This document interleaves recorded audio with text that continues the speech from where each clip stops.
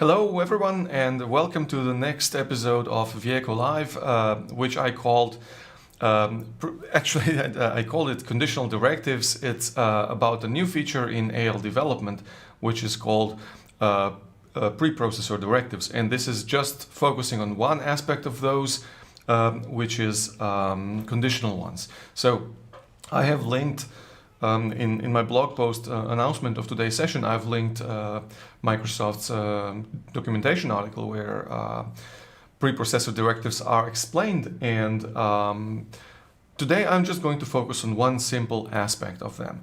And today I'm actually not going to show any slides. I'm not going to show you any theory. I'm going to jump straight into the demo, and this is going to be one of those sessions that I announced originally as live coding sessions. So I have nothing prepared, I have no demos, nothing. I'm just going to start from scratch, and then I'm going to explain the concept as I write code in front of you. So without much ado, actually you don't want to see my streaming screen. Let's start. Let's just go and immediately create a small demo. So I'm going to do go, and I'm going to call it demo, or actually conditional directives. Okay, and of course it's going to be 60 wave 2, and I'm going to use my own server. I'm going to skip this for now, and I'm just going to configure my launch file. So let me just increase this a tad so that you can see this better. I've got some, not complaints, but suggestions from some of you earlier that I should make my screen bigger. So I'm using my local Docker instance, which I called live, and it has this BC, and then just I'm going to verify that it works. I'm just going to do a AL download symbols, and symbols have been downloaded. This is fine. So everything works fine at this moment. So what are conditional directives or preprocessor directives? Well, they are directives which allow us to tell to compiler that we do not want to compile specific chunks of code. So for example, let me start by running this. And when I run this, I can see this usual hello world that happens with every new extension development or app development for AL. But what if I do something like this? If, and then I do, I'll just put Vieco here, and then end if. So you can see compiler now accepts this. While I didn't have this, compiler was complaining. So you can see that something doesn't match. So when I do something like this, this tells compiler, do not compile whatever is inside this block unless this directive is defined. And we will see what defined means. Let me just prove to you that compiler does not really compile this line of code. So when I run this, and yes, hi everyone again. I said hi in the chat just to make sure that everything is fine. And yes, hi everyone who said hi over there. So you could see that there was no message, and if I control refresh this, there is no message. And why is that? That is simply because my preprocessor directive has told my compiler, do not compile this line of code. And I can prove easily that the compiler does not really care what is inside of this block of code. And that's because it doesn't. So the compiler really ignores everything that happens inside of this block unless my directive is defined. So what does it mean that directive has to be defined? It's very simple. I can just define my directive by saying define Vieco. And let's see what happens. Immediately compiler catches up and underlines this line because this is no longer a valid line of code. So I have to remove that.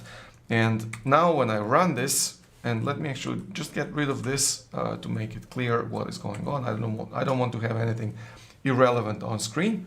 And I'm going to run this again. Actually, not yet. I'm first going to stop the earlier session, and let me just remove this and this. So I'm going to run this again. And now you will be able to see that, yes, the message shows again. And then let's just do another line of code, and I'm just going to write message and then and hello again. And then here I'm just going to do if Vieco again. I will stop this and then I will run this. And then I can see the first message, and then I can of course see the second message. So let's stop this and let me play a little bit around. So as much as you can define a symbol or a directive like this, I can also undefine it. So I can do undef Vieco. This makes Vieco undefined.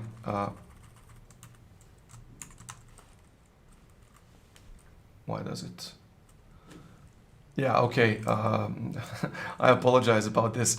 I jumped a little bit too far in my demo. So yeah, I wanted to do something else, actually. So forget about last 2 minutes. This is what happens when you fully improvise things around.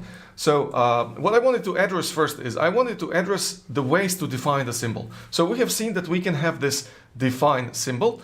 And what I actually wanted to do is I wanted to go into another file and create a codeunit.al, and forget the naming and everything. We'll get to that a little bit later. I'm just going to start with the code unit. I'm going to use this nice extension, this nice Waldo's Waldo snippet, and I'm just going to create a new code unit. I'm going to call it compiler demo. And then in here, I'm going to do procedure, and I'm going to call it hello. And inside this procedure, in fact, I'm going to put this message. That's what I wanted to do. I had my mental notes of what I have to show, and then I just ran a little bit ahead. So let's imagine that inside of this code unit, I want to do if def Vieco, and then I want to do end if. So, sorry, not if def, I'm using different language here. So if Vieco, and here I have the same if Vieco, and Vieco is defined over here. So one more thing that I will do is I'm going to define a variable, and it's going to be hello, and it's going to be code unit hello, so compiler demo. And I'm just going to do this here, hello.hello. So when I run this now, you can imagine that I'm actually going to see two messages, because I'm calling this from here and I'm calling this from here, and both are using the same pre-compiler symbol, which is Vieco. And yeah, let's see. So I'm running this, and while I'm waiting for this, yeah, oh shit, I've just spilled yeah, my cup of tea. Well, that's what happens when I have cups of teas. Whatever, let's just move on.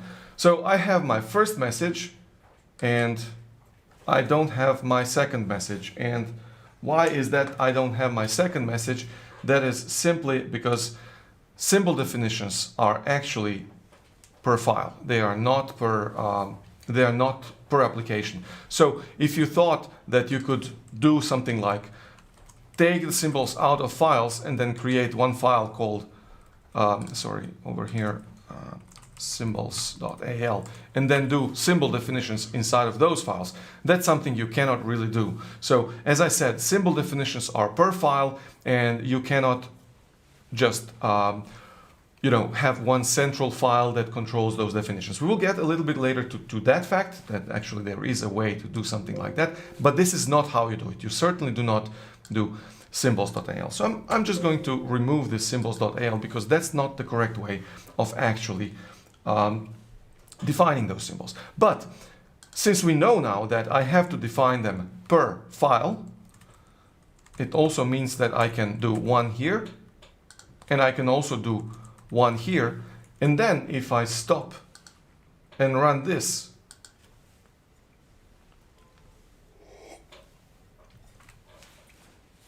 out of tea, bad luck.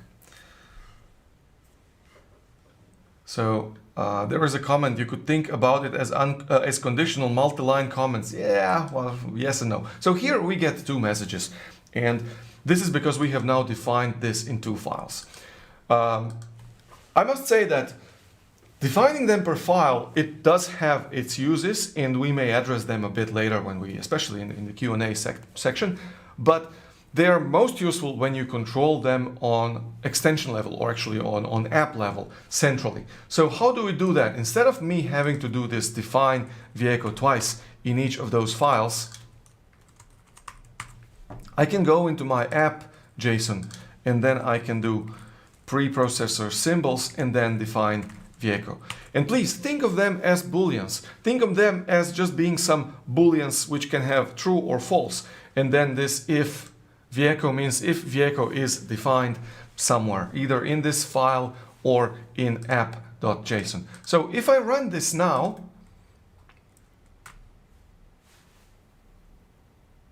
I will see that both of them pop up, but if I go into my app.json and remove my definition or my symbol and then run again, I can see that it does not appear. That's because the symbol is now defined per app level, and since it's not in here, these two lines are not running.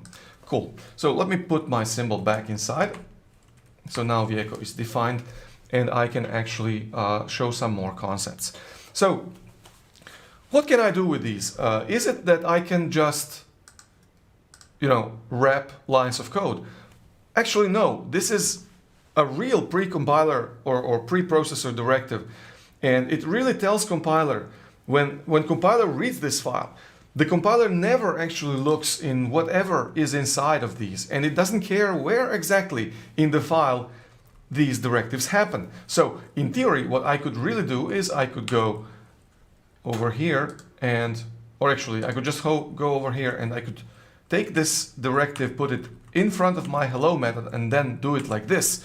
And then what I will see inside here is that this line will actually, now Vieco is defined, so I cannot see that. I'm going to undefine it again. And then inside here I can see that this line doesn't compile because it doesn't know of this definition. So I cannot navigate to that or actually go to definition because it simply does not exist. And I can even do that on the whole object. I can do it like this.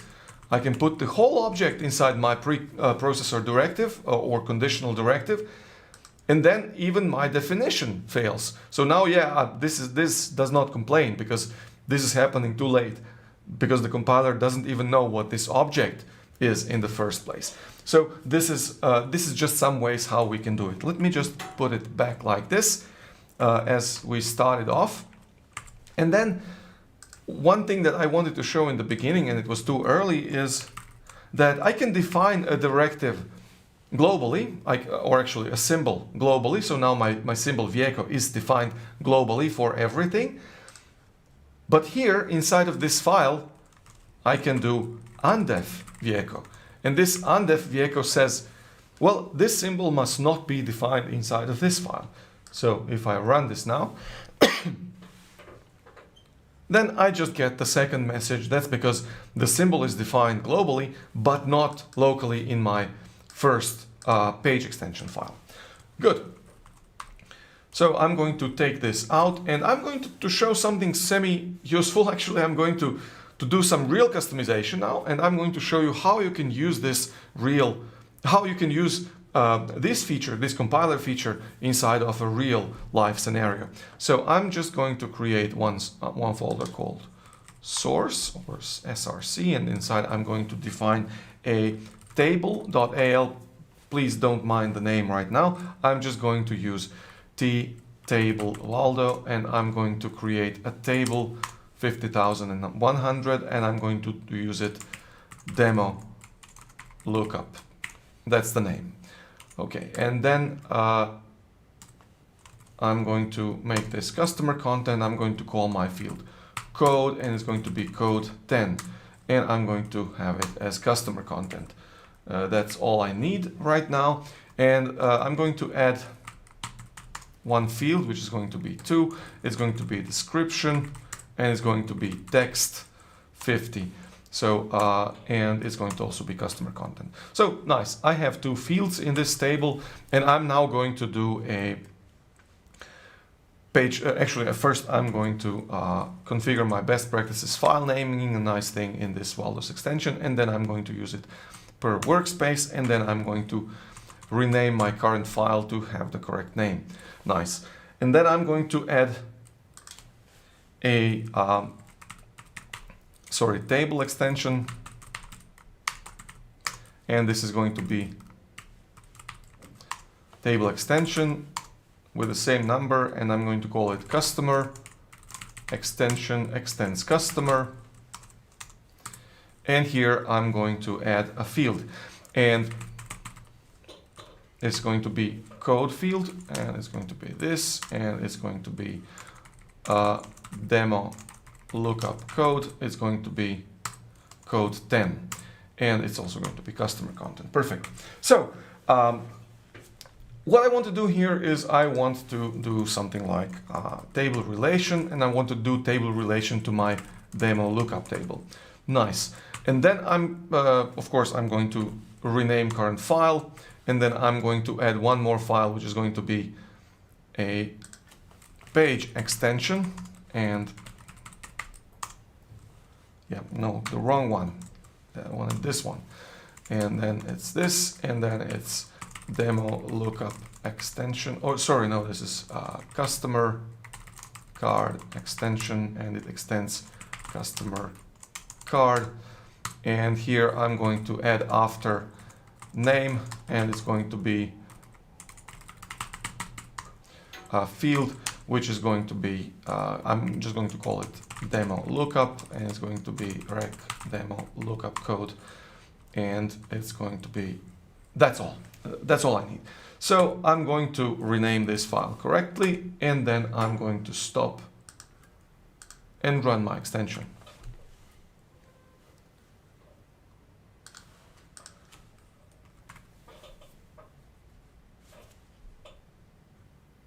Cool, this is all happening. I can go inside my customer card, and I can see that here I have full functionality of what I have just added.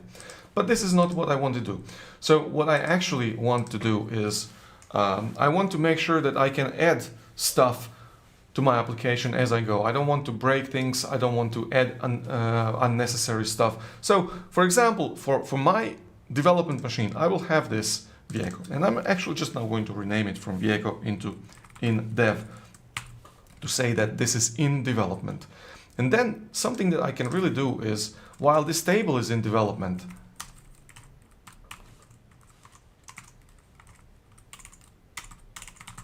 I can do this. So I can say that if my table is in development, please just deploy this. And what I could easily then do is I could say that I could undefine this, which makes my entire table unavailable. So this is not available. And then, you know, maybe I can do something like this. I can say that if in dev, then include this. Okay? So this is a nice way to include this in development machine. But then when I push later on, I'm just going to make sure that I do not have my preprocessor symbol in here, which will make stuff compile on my machine, but it will exclude file from another machine. So for example, what I can do here, I have a customer extension table, but I don't have this field. And then what I can do here as well is I can do the same thing. If in dev and if, and let's take a look. I will of course have to go here, and I will have to do force sync because the table is already there. And I'm going to run this, and I will see that when I open my customer card, demo lookup code is gone, because it does not only not exist in this page, it does not exist at all. So now I'm developing a new feature, and I can push my code out there to anybody else who may need to develop on top of this feature that is work in progress. And the only thing they need to do to be able to do that is just go in their app.json and say in dev, and then simply run.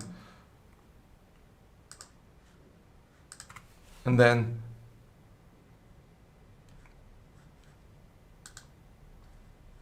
they will now see this. And of course, this, as I said, like compiler simply ignores anything that happens between if and end directives. So what I could easily do is I can just do something like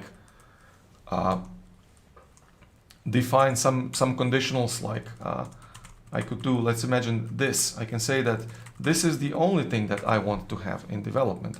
And then, maybe I'm adding more stuff to my work in progress feature. So I'm now including my field in my customer card, and I'm including it in the extension, but I'm not ready to release this lookup of this. So what I will do is I'm going to build and deploy, and I can see that now the field is there. Actually, yeah, the lookup is there because the symbol is defined, but if I undefine the symbol and then compile,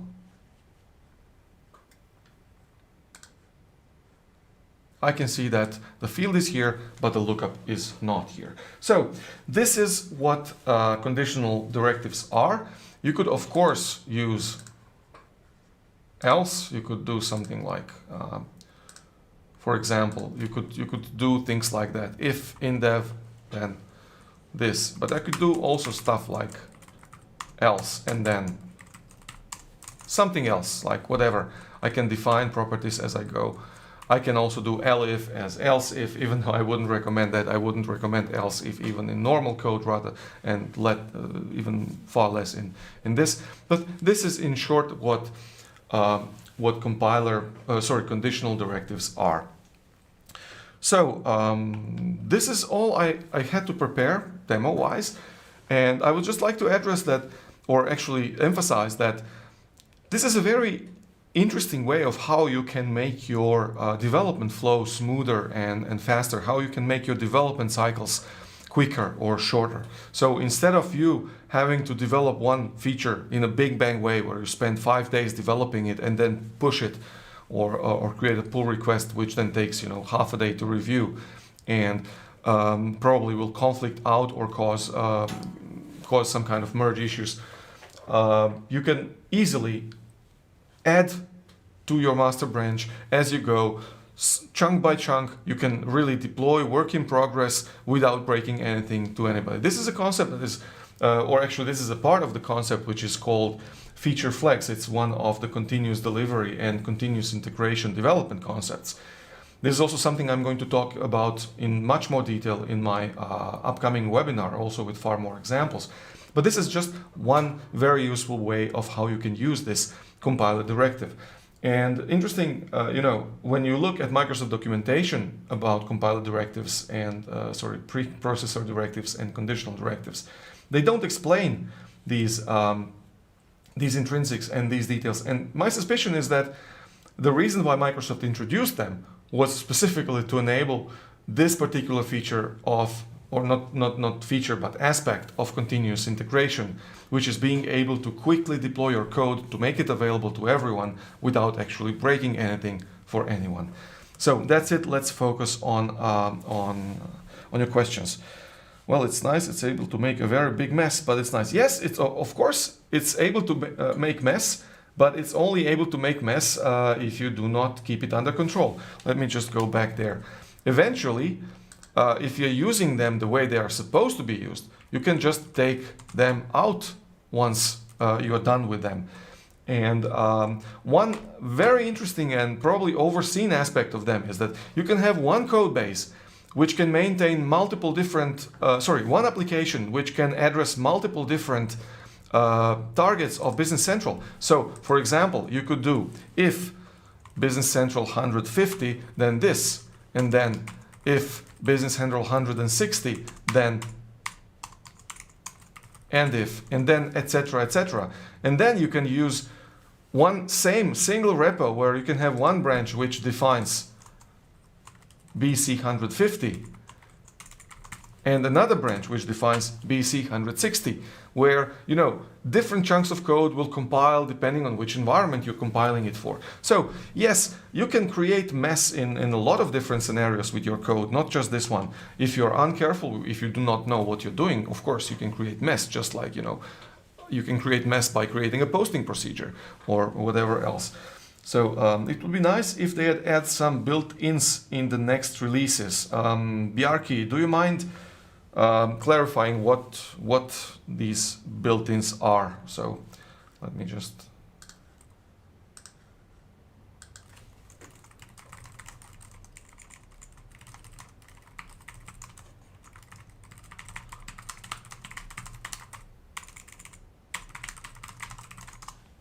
So yeah, I'm going to write here. So that will only work if the compiler stays the same. That is also true, but you will have pipelines which compile for with different versions of compilers for different versions of for different versions of Business Central that you're targeting. So it should not be a problem. So typically you will have one branch per platform that you're targeting, and with these conditional directives you can easily keep your code in one place and then make sure that it's available to everybody. So yeah,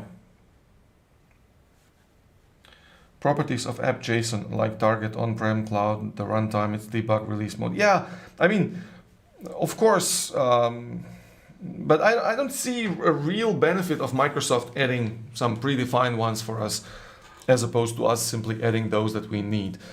Yeah, C# does have those, like you can just do if debug, if release.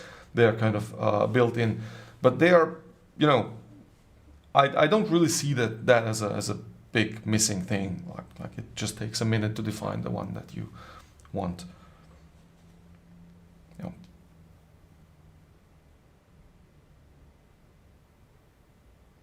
Yeah, I'm now sitting here and waiting for something to happen in the chat window.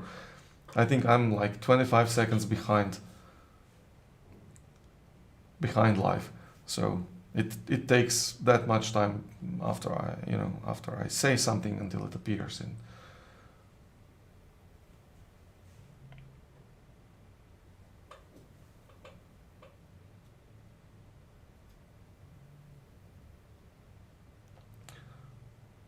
So that's it. I think there are no more questions. Of course, you can always ask questions in the blog. You can also ask questions here in the comment section of the video. I mean, I appreciate the feature. I just can't see myself and my team actively using it. Well, yeah, then I'll take this as a failure of me to explain it and why it is actually very useful. And I actually see myself using it quite a lot, just like I use it in C#. I believe Wisa, I'm not sure if it's your right like full name, but when you say that, when you say something like this, it tells me that your development process, I mean, I'm not going to criticize anything, and it's very difficult, and you know, it's also very rude for me to do something like that from my position here, but. And I'm not doing this to advertise my next webinar, but this is something I will specifically address there. This particular compiler feature is something which makes your development process in general flow much faster. And this in specific addresses the fact that you can now share your code, you can have your branches far shorter lived than normal. And what I've seen as a general practice in AL development teams is that branches run for far too long. So if you have branches that run longer than 2 days, and 2 days is already on the extreme end, then you are doing something wrong. And branches should be far shorter lived. Like you should integrate your branches like every couple of hours. I mean, you could have branches which integrate every half an hour. And this particular compiler feature is something that helps there. And I believe if you adopt this, it will be, you will be far more productive. But again, I will be probably doing a lot more about those continuous integration best practices outside of my webinar. I made 2 chunks of them here on the stream. But I strongly believe that this is a very useful feature. Let me address another one. We have different object numbers in on-prem and on cloud. Could you have different object numbers with these directives?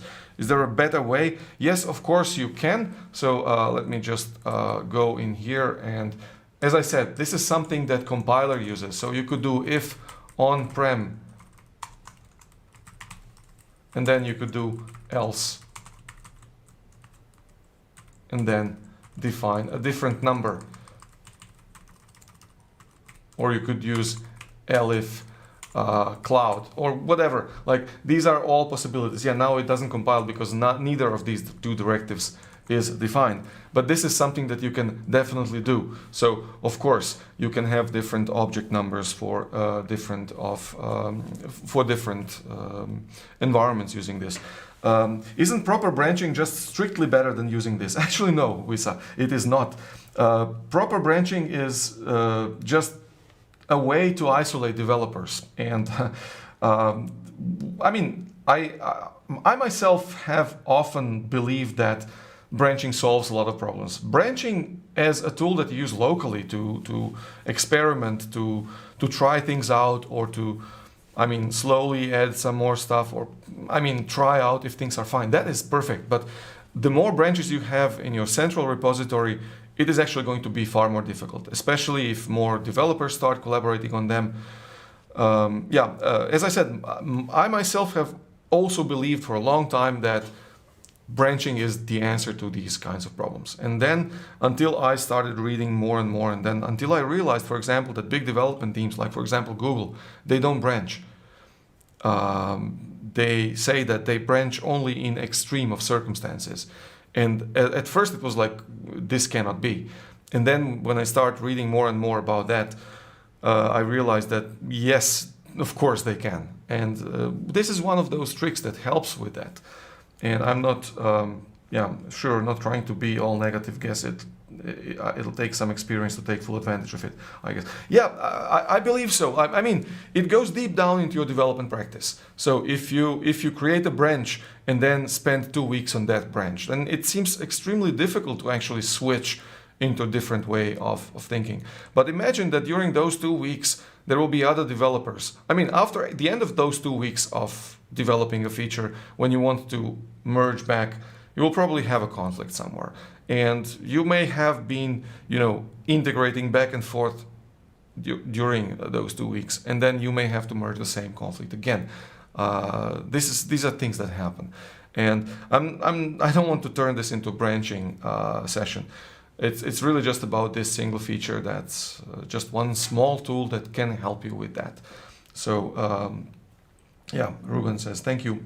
You're welcome, Ruben, thank you. So there are no new questions here. I'm just reading the comments and I cannot see any new questions. I just see thanks and all. So unless there are any other, I'm just going to write that. I'm just going to ask in here, sorry.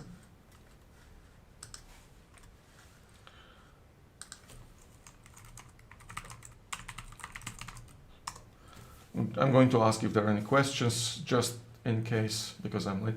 I understand. Thanks for the session and the feedback. Yeah, I'm sorry. I hope you don't mind my direct feedback here. And, I hope that over time we actually, in AL world, start writing code and coding the way like big teams in big companies do. And having a different product, having a different language, it's just an excuse. It's not but I'm going to do what I can to help influence this movement.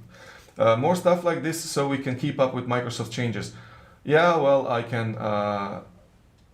I'm going to do these kinds of things. Yes, when there are new compiler features, especially when there is something that can seriously improve our development process. And I honestly believe that this is what can do it. This is one of those things that can. Then I'm absolutely going to talk about that. Again, if you want to see this in a more real-life context, then I invite you to join my webinar later this month. And yeah, I'm going to release chunks of just technical aspects of this, like how to do this and that. But it's difficult to put things in perspective if I just show you like how to put it inside of a compiler window, than how to actually take advantage of that inside of the whole development process. So looking forward to the complex return types in V18. Yes, I am. This is something I definitely intend to blog about, even though from what I've seen, it still cannot return everything, but maybe this is just the first step. Maybe in the next version we get something more powerful, but this is going to be one of my next sessions. And also just one disclaimer, I know that some of you have expected me to talk about single instance code units, and I wanted to, and then I've quickly picked something else that I can do, because I cannot sit and improvise talk about single instance code units. And it turned out I'm building this stuff, and it's becoming a lot of more like a deep down, like level 400 presentation with slides and everything, and a lot of theory. And it's not just something like I can easily do inside of a half an hour live webinar. So yes, it's coming, but stay tuned. It's just not coming yet. So maybe next time, maybe in a couple of weeks. So that was all I prepared, and I'm now going to close this. Thanks a lot for attending this. I hope you find this feature useful, and if you don't, I'm just sorry that I failed in explaining the full benefit of it. But I actually hope that in some of the future sessions, and maybe if you start playing with this a little bit yourself, you'll quickly figure out how useful this is. Thanks again. Please don't forget to subscribe, and see you next time.